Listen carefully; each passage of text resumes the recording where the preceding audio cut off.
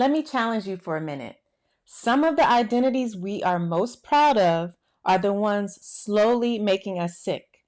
The strong Black woman, the independent at all costs woman, the belief that soft means weak, the belief that rest is laziness, the belief that health is just about discipline. These weren't created to empower us, they were created to help us survive systems that never intended to protect us in the first place. But survival identities are not meant to be permanent homes for us. And today we're going to talk about the myths that we have outgrown before they cost us our health, our relationships, and our joy. If this makes you uncomfortable already, that's how you know you're ready. Stay tuned. We're going to dig in. Welcome to the Secret Formula of Femininity for women who want to live a more feminine, fun, and fabulous life. I'm Dr. Nicole Monteiro, your host on this weekly journey to unlocking your inner radiance, nurturing fulfilling relationships, and becoming the best version of yourself. Welcome back to the Secret Formula of Femininity. I am your host, Dr. Nicole, wife, mother, psychologist, professor, and creator of the Boundaries to Bliss framework. This episode is what I call a myth-busting episode. It's not really gentle, I'm not being neutral, but it's loving, honest, and necessary for us to bust these myths because many of us are still living by rules that were never designed for our well-being. And today we're unpacking 3 of the biggest ones. One is the strong Black woman myth.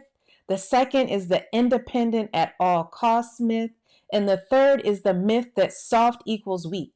And we're going to talk about how these myths show up in our health, our bodies, our stress levels, our relationships, our nervous systems, and our ability to receive care. I want to start with a personal moment because I want you to know you are not the only one going through this. There was a season in my life when I was doing everything right on paper. And I tell you guys all the time, I was achieving, I was proving, I was holding it all together, showing up for everyone. I was the good girl, rarely complaining. And people would say to me all the time, "You're so strong. I don't know how you do it. You are amazing." But here's what they didn't see. I was exhausted. I was disconnected from my body. I ignored certain symptoms. I had migraines. I normalized tension. I treated rest like a reward instead of a need. And one day I realized something so chilling. My version of strength had no room for care. That's when I started asking myself a different question. What if strength isn't about how much you carry, but how well you know when to put things down? Let's talk about the myth of the strong Black woman. And let's be clear, this identity didn't come from nowhere. Historically, Black women had to be strong through enslavement, through racism, through economic exclusion, through colonialism, through medical neglect, through caretaking without protection. Strength was certainly survival. But here's the myth we don't talk about. Survival strength is not the same as healthy strength. Research consistently shows that Black women experience higher rates of chronic stress, higher cortisol levels, increased risk for hypertension and cardiovascular disease, higher maternal mortality, as well as delayed medical care because symptoms and pain are minimized. Why? Part of it is the strong Black woman myth that trains us to downplay pain, delay care, be self-reliant, overfunction, and internalize stress. The strong Black woman myth doesn't just ignore your pain, it teaches you to ignore it too. Strength that requires self-neglect is not empowerment. It is slow harm that you're causing yourself. Strong means neglecting your body. That's another myth. Many women were taught if you can still function, you are fine, honey. If you're tired, push through. If you rest, you're weak. If you're sick, you're failing. But physiologically, that is dangerous. Chronic stress does so much harm to us. It dysregulates our blood sugar. It increases inflammation in the body. It disrupts our sleep, impacts our hormones, which are so important throughout all of our life as women. It contributes to weight changes, that bulgy middle that we see. It weakens immunity. Your body certainly keeps the score. I've read so many books like The Body Keeps the Score, When the Body Says No, talking about the connection between emotions, especially the emotions that we suppress and repress, and what happens and how they show up in our body. Your body is not a machine, it's a messenger. Ignoring it doesn't make you disciplined, it makes you disconnected. And let's talk about this myth of being independent at all costs. Independence certainly can be empowering in certain situations, but hyper independence is often a trauma response. Many women learned do not rely on anyone, do not ask for or need help, do not receive, don't trust support. But this is wrong because humans are not designed for isolation.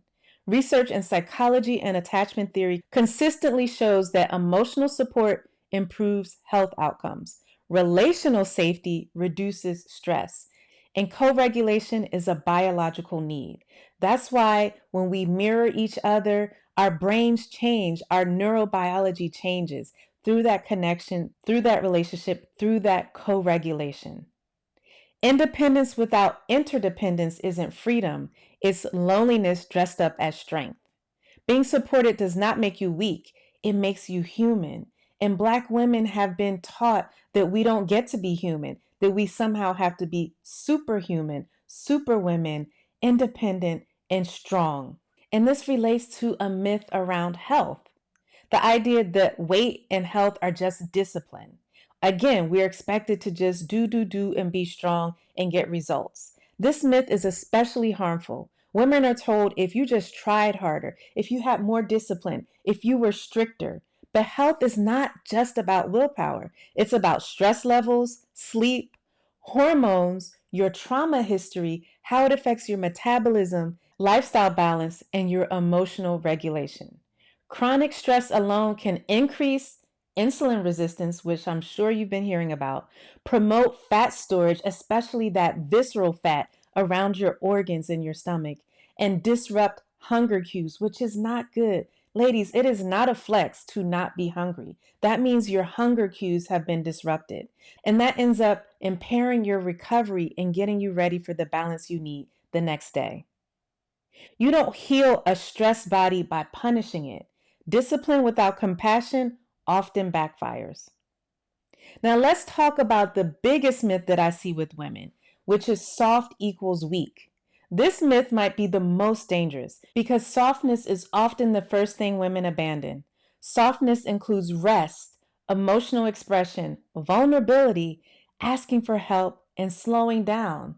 It means giving yourself the opportunity for pleasure and receiving care.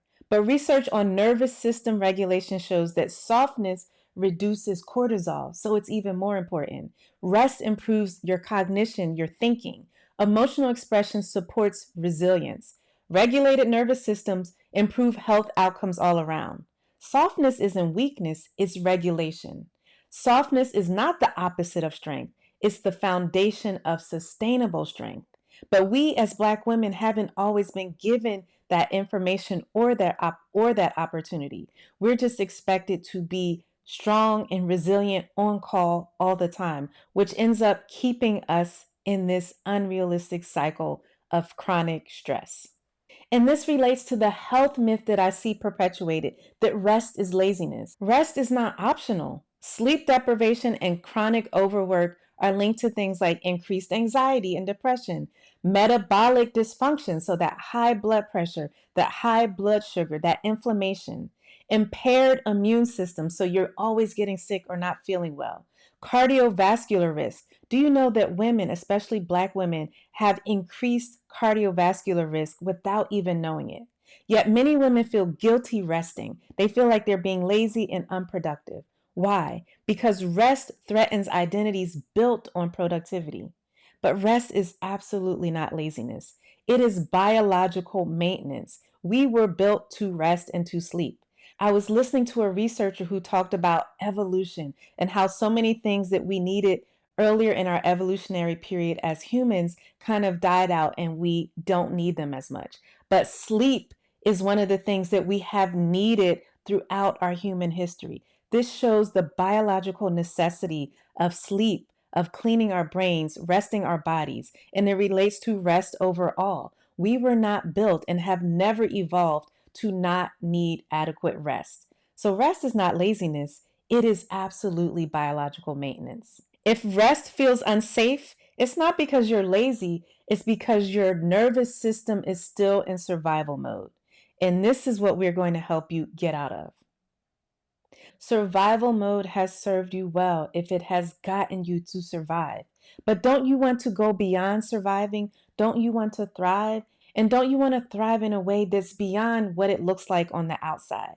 Because they say black don't crack. And many of us look great on the outside, but internally we're aging. Has anyone ever gotten on one of those scans or one of those scales that tells your metabolic age? It tells how your body is functioning, how much visceral fat you have, how much muscle you have, which is so important to help regulate you and give you balance. So many of us look great, but internally we're falling apart.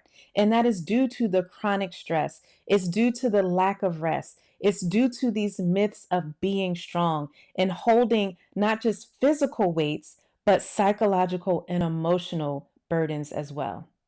So let's get into some Q&A so we can talk about practical ways to get you from surviving to being able to thrive in your body, in your mind, and in your emotions. The first question is, how do I let go of these identities without losing myself? This is a great question. I work with so many women, especially those who have childhood trauma, where they see it now as an identity. They can't imagine not overworking, not trying to be perfect, not over analyzing and overthinking. They can't imagine taking off the cape of strongness and hyper independence because they feel like they would be losing themselves. It's important to start with honoring the part of you that needed them and then update the strategy. So the part of you that needed that softness was the little girl in you, the inner child in you, the you at the stage where you had to start surviving. And sometimes you have to go back and attend to her. You have to stop judging her and expecting her to be strong. You have to give yourself grace. That's what I mean by update the strategy. So the survival strategy that worked when you were that little helpless little girl is not the survival strategy that you need now. The strategy you need now is to give your body what it needs, which is rest, which is safety, which is regulating your nervous system, which is eating well, having a balanced lifestyle. Those are the updated new survival strategies that you need. And those are actually the strategies that are going to take you into thriving. The second question is, what if softness makes me fall behind? And this is related to the first one. And what we don't understand is it's a myth that softness is going to leave you unmotivated, make you unambitious, make you fall behind. Others are going to get ahead of you. That is the mentality of hustle culture. What's really going to make you fall behind is burnout. That will make you fall behind quicker than any rest ever would. Think about it like this. You can withdraw $10 from the bank now or be forced to have to take out $1,000 later to cover expenses that you never accounted for.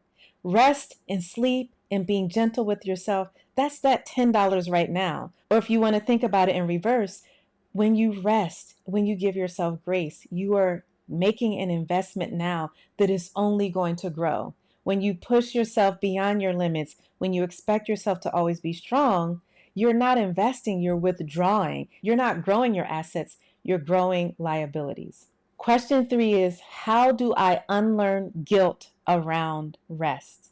I love this question because this gets to the heart of what stops so many women and holds them back. It's that sense of guilt, and it eats them up, it tears them up. I've talked to so many women that say, I have that guilt in the pit of my stomach. When I slow down, when I'm not there for everybody, I feel horrible. But what you have to do is practice consistently. Do it enough that your nervous system begins to trust it. You start to tell your body that you're in a safe place, that you can put your burdens down, that you can rest. But you have to start little by little consistently. You all know I like to talk about the small deposits that you make, that small consistent steps are so much better than one and done big gestures. So if you practice 5 minutes of sitting down with your feet up, then increase it to 10 minutes. 5 minutes of journaling before bed. Try that for a week. And then move your bedtime up. It's so funny to watch myself now. A former self proclaimed night owl. I am in the bed by 9 o'clock every night. Now, sometimes I'm sitting and joking with my husband, talking, reading, playing around. We might watch little sports or, but we're relaxing, not up trying to do work, not up running from here to there, worrying about things, getting our bodies and our minds into fight or flight mode. No, we're in relaxation mode. And what this really does is it helps to activate the parasympathetic nervous system. That's the part of our nervous system that automatically regulates our breathing, helps us to be calmer, helps us to have a sense of well being. It's the opposite of the sympathetic nervous system, which is meant to protect us and put us into fight or flight, being activated. So it's consistent practice that is going to help your body and your nervous system feel safe and comfortable enough with rest. And the last question is, can I still be ambitious and soft? Yes. Ambition doesn't require self violence. Being hard all the time, being hyper independent, that is a form of self abandonment. And I would even say self violence. You are over time inadvertently attacking your body, your mind, your emotions, and your nervous system. So ambition doesn't require that of us. There's so many other ways to be motivated, to be ambitious, to want to strive that don't require you to self abandon and attack yourself. You can look at what your life values are, what you're committed to, what your goals are. Those can be enough motivation besides a fear of failure. Think about, what do I want to contribute to society? What do I want my legacy to be? How do I want to live? What kind of model can I be for other women who need to understand the value of balance and healthy relationships and a healthy lifestyle? So, ambition can come from so many other things besides self violence. It's so important for us to think about what we keep and what we release. We don't throw away resilience, that's a human quality that we have. We don't throw away independence completely, that's a need we have as humans. We don't throw away strength. Instead, we release self neglect, hyper independence, burnout as a badge of honor, guilt around self care. We keep boundaries and discernment about what to invest our energy in, emotional intelligence about how we relate to ourselves and others, and we keep softness with structure.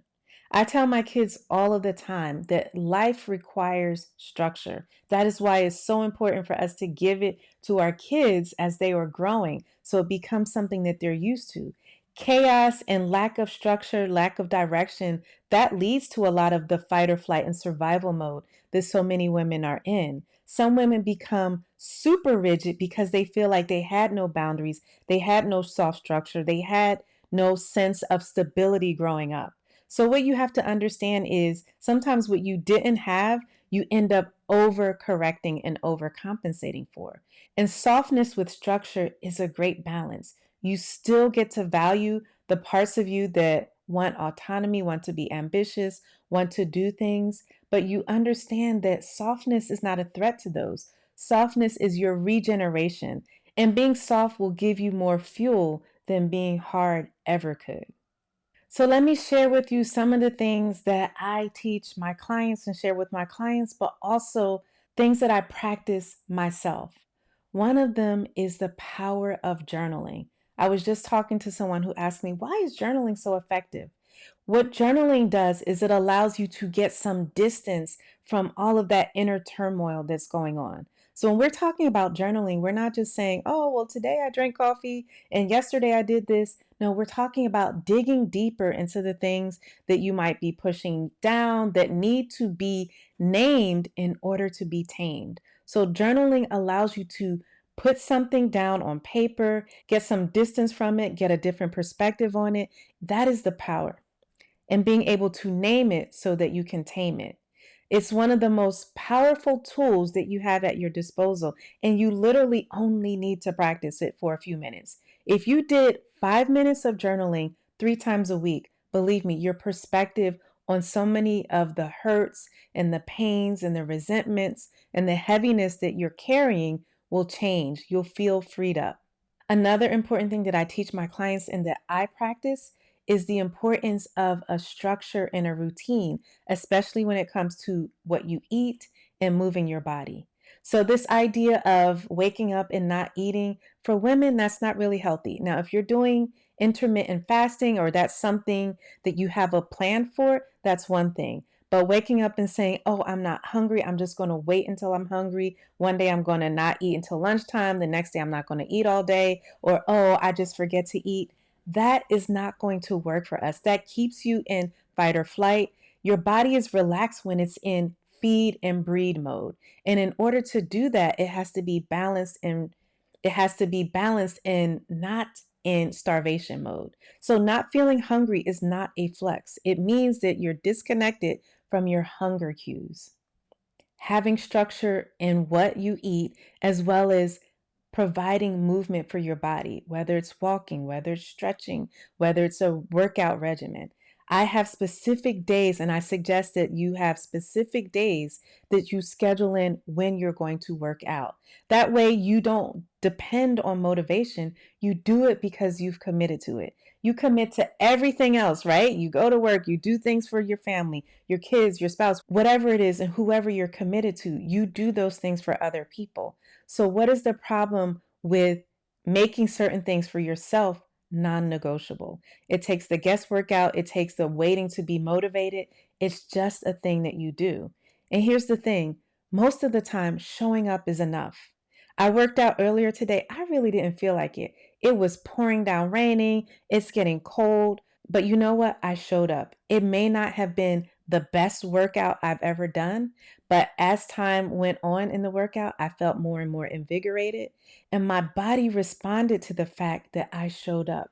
My mind responded to the fact that I showed up. Slowly, motivation came into the room, as they say, and I began to feel gratitude for my body, gratitude for the ability to get up and work out. And I started to feel deep compassion to the part of me or the version of me who has neglected myself in the past, who felt like I wasn't important enough to take time out. So it was a whole mind body experience. It was the workout, yes, but it was also some deeper insights about how important and vital it is for us to take time out to nourish and nurture ourselves and create more balance in our lives. And finally, practicing boundaries. And this can be in small ways throughout the day. It could be emotional boundaries. Boundaries is not always going around telling everyone no. It could be creating the emotional space that you need to not try to solve other people's problems, not try to rescue other people, not constantly feeling guilty for how other people feel. This was a big one for me that I had to learn. Not feeling responsible for other people's feelings and reactions and things that they're going through. Yes, I can have empathy, I can care, but having healthy boundaries often means having some distance and space and not trying to solve other people's problems. So, those practices alone will help to calm your mind, your emotions, your nervous system, and take you out of the hyper independent, strong Black woman, I don't get to be soft version of yourself. If this episode feels like it's speaking to you directly, that's because these myths don't dissolve alone. They dissolve in community with other women through practice and support. So I want to invite you to the Boundaries to Bliss Society Inner Circle. This is a space I created for women who are ready to unlearn these harmful identities, build boundaries without guilt, and regulate their nervous systems, care for their bodies, and set the stage for healthy, fulfilling relationships. In the Boundaries to Bliss Society, we redefine strength and we live soft without shrinking. You don't need another identity, you need permission and practice. The link is in the show notes if you want to know more about it. Remember, ladies, some myths helped us survive, but survival is not the same as living and thriving. You are allowed to outgrow identities that no longer love you back. And if no one has told you this yet, you don't need to be strong to be worthy. You don't need to suffer to be valuable. You don't need to harden to be respected. You are allowed to be soft and well. Thank you so much for joining. I'll see you in the next episode. And don't forget to also follow us on YouTube for the 100-day Glow Up Challenge. It's a new video every day for the next 100 days to help bring more ease, balance, and fulfillment to your life. So make sure you subscribe and hit the notifications bell so you don't miss a video. I'll see you next time. I'm Dr. Nicole.